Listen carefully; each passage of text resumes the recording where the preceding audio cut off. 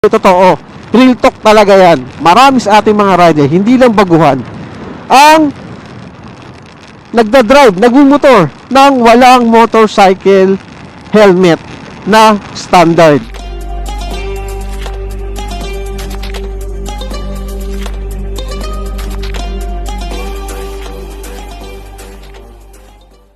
Alam nyo ba mga katrops, marami sa ating mga baguhang rider, mga driver, syempre lang mga ng motorcycle, marami sa atin dito na maraming bad habits o yung bang sinasabi natin na na hindi dapat ginagawa. Kasi mga baguhan, ganito, syempre lahat naman tayo dumaan sa pagiging bagito, pagiging baguhan. Pero ito yung mga nakikita ko na nagiging problema na lalo ng mga baguhan. Ito pag-usapan natin mga katrops, kung ano ba yung mga nagiging problema o nagiging habits ng mga baguhang rider.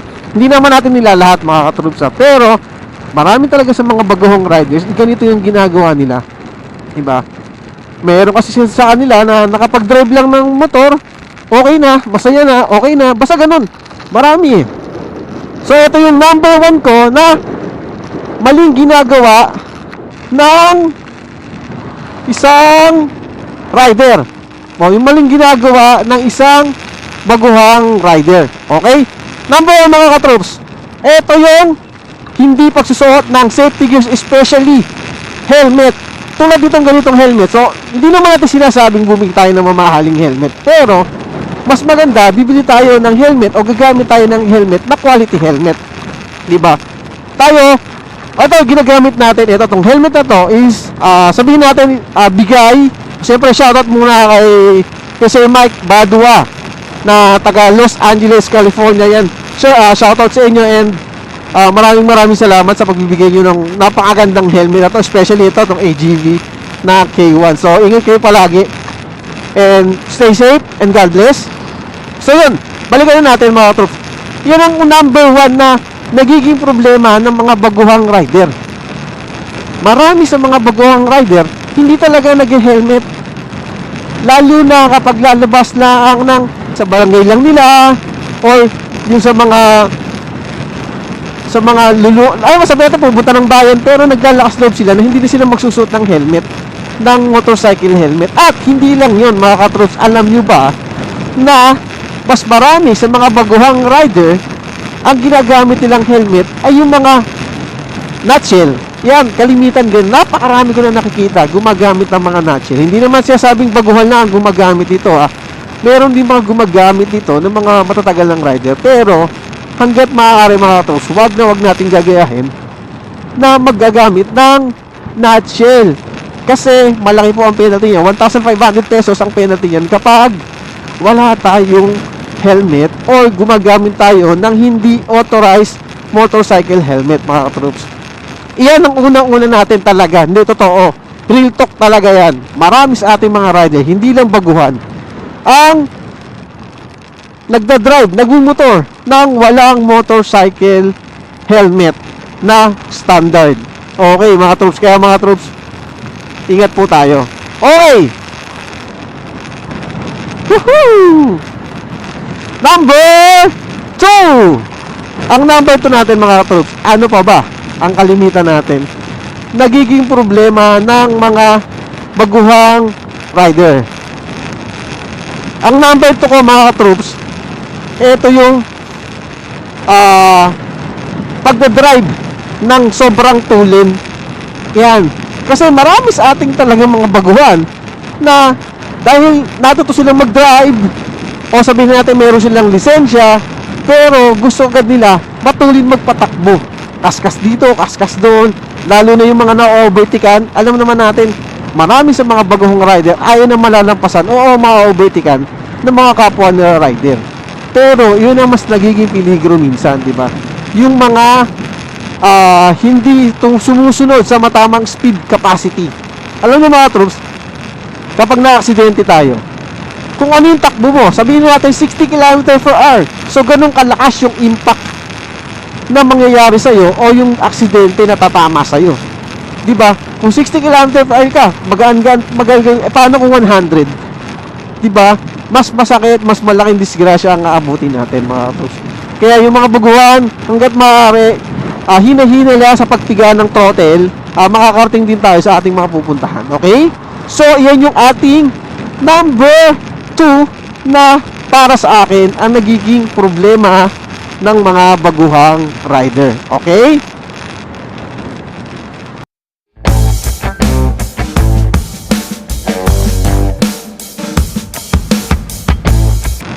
So, ano naman kasunod natin? So, yung ating number 3. So, yung number 3 natin, mga katrops, napakasimple lang naman ito. Yung mga sinasabi natin. Marami sa ating baguhang rider ay nagdadrive ng nakainom. Hindi, basta inuulit ko mga katrops, hindi ng mga baguhang rider, pati kahit mga pero mas malimit, mga baguhang rider. Minsan, mga baguhang rider talaga, yung nagkakaroon ng ganito, nagdadrive sila na nakainom. Alam nyo ba mga troops na napakahirap talaga mag-drive na nakainom? Basta may halong alak ang ating katawan o yung ating dugo, nagbabago rin yung vision natin. Nagbabago yung tansya natin, nagbabago rin sa atin yung syempre yung akala mo okay na, yung takbo mo, akala mo ganito, at hindi lang yun. Nagiging mas matapang tayo. Diba? Mas malaki ang nagiging peligro kapag tayo nakainom ng nagdadrive. So hanggat maaari mga troops, huwag nating tayo magdadrive ng nakainom. So kung nakainom man tayo, okay lang, magpahinga din kapag wala ng lasing, wala ng tama, yun. So pwede na tayong mag-drive ng motorcycle, pwede tayong makauwi. Kasi iba sabihin nila, paano ako nakauwi? Saan ako nakarating? Bakit ako napunta dito? So yun, dahil sa blanco-blanco sila, dahil sa pag-inom ng alak. Okay? Kaya yan, yun yung ating pangatlo mga troops. Ano ba yung pang-apat natin?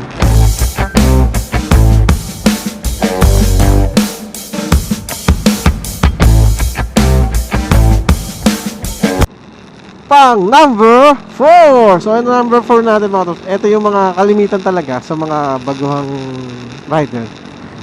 Yung nagyayabang. Totoo naman yan, diba? Real talk talaga to. Marami talaga sa ating mga bagong rider. Yung bagong nagmumotor na nagyayabang. Pinagyayabang nila na may motor sila. Banking dito, banking doon. Paliko-liko kung mag-drive. Ayan.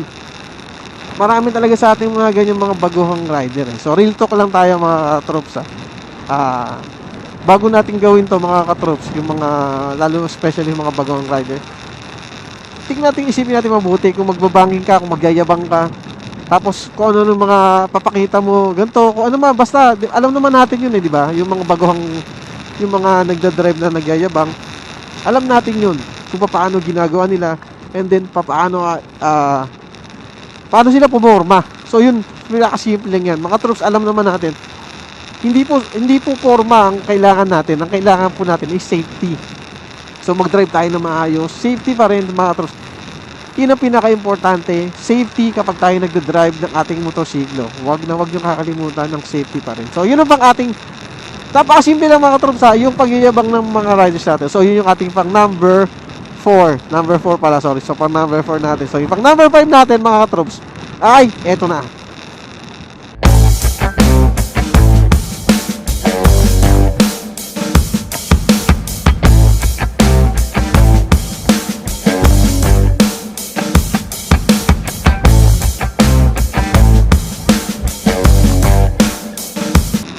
Ang number 5 natin mga troops ay eto na. Hindi nagche-check ng motorsiklo kapag gagamit. Anong gagawin? Sakay lang ng sakay. Yun lang ang ginagawa nila. So pag sakay lang nila, wala na. Tapos na. Andar na lang sila. So ganun lagi ginagawa nila mga troops kapag mga bagong rider. Hindi naman sa nilalahat ko pero mas malimit talaga. Sasakay na lang tayo. Hindi lang nang ulit ko hindi lang po mga baguhang rider sinasabi ko Kahit mga batikan o matatagal ng rider, minsan hindi nila nagche-check ng Hindi nila nagche-check sila ng kanilang motor bago umalis. Siyempre kahit pa paano mga troops, check natin yung ating gulong, yung brake. Baka mamaya yung brake natin masyadong pudpud na o hindi na kumakapit. Yung mga ganun, wala nang langis. Importante din yan kasi lalo na yung langis, saglit lang naman checkin yan. Importante din mga troops yung gulong. Kasi once na ang gulong natin ay sabihin natin ay malambot, may magkokos ng aksidente yan. Napakadaming cause ng aksidente yan.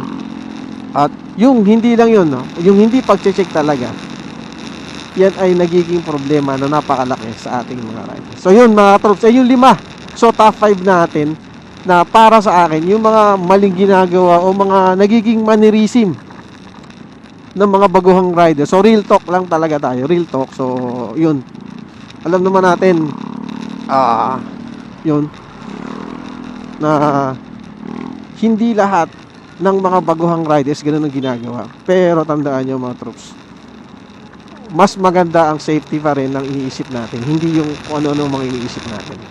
Okay? Safety.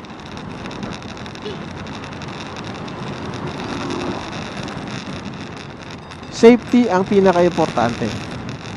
So yan mga troops ang ating top 5. Pero syempre, shoutout muna tayo sa lahat ng subscriber natin. So kung hindi ka pa nakapag-subscribe sa akin, syempre, huwag nyo kakalimutan mag-subscribe, hit the bell button, and syempre, like and share, mas maganda. And maraming salamat sa lahat ng mga supporter natin, sa lahat ng subscriber, followers. So huwag nyo rin kakalimutan i-follow yung aking page sa Papa Henry TV. And then yung syempre, shoutout sa lahat ng ating mga sponsor sa napakabit. Mr. and Mrs. Prince, sticker lang kung gusto nyo sticker. Kay Mr. and Mrs. Prince, helmet. Ano bang gusto nyo helmet? Punta na po tayo sa Helmet House, Maos, taga Binyan, Helmet House ng Kabuyaw, si RBT ng Kalamba, Mickey Moto ng Santa Rosa, Laguna, at syempre si Moon Cycle ng San Pablo City. At ang mga taga Cavite dyan mga katroops, puntahan nyo rin si Tata Moto 97. So yan, ang mga naghahanap ng mga helmet. Ngayon, kung naghahanap ka naman ng mga motorcycle parts and accessories, punta na kayo, secret shop lang. Diyan lang sa Cavite, sa Bulihan, Cavite. So yan, yun yung ating mga napakababait na sponsor. At syempre, shoutout sa inyo lahat sa mga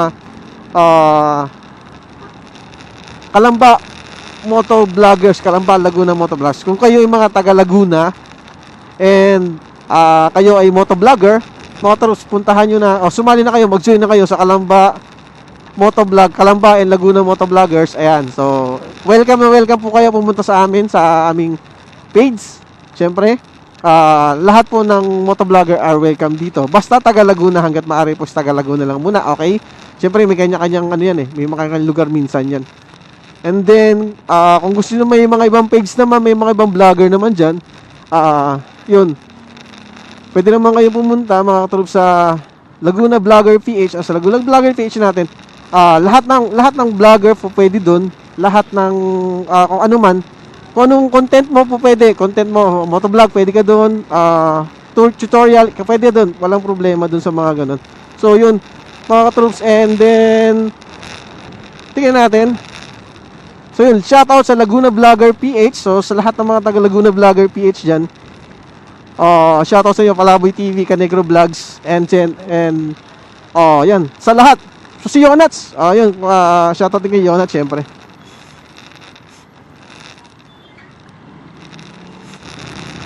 So ayan na mga troops, yan yung top 5 natin na sinasabi ko kanina. Yung pinag-usapan natin, top 5 na common habits o yung mga nagiging mannerism ng mga baguhang rider. Real talk lang tayo mga troops. Real talk sa mga baguhang rider, dapat tandaan nyo yung 5 yan. So, na-experience ko na rin yan. Kahit naman ako, through experience ko, nangyayari na rin sa akin yung iba dyan Yung nag-drive ng walang helmet, nangyayari na rin sa akin before yan. Pero simula nung tayo natuto ng safety o naisip natin na mali pala talaga. So, kailangan talaga hanggat maaari o dapat pag alis mo ng bahay, nakasuot ka na ng helmet. Diba? Suot na ka ng proper gear. So hanggat maaari kung may proper gear, mas maganda safety gear. Pero helmet, okay na sa atin yan. Wala na problema dyan sa pag ganun. Okay? Yan. So paano mga troops? Salute sa inyo. Ride safe always, syempre. Stay safe. And God bless. And syempre, enjoy the ride. Thanks.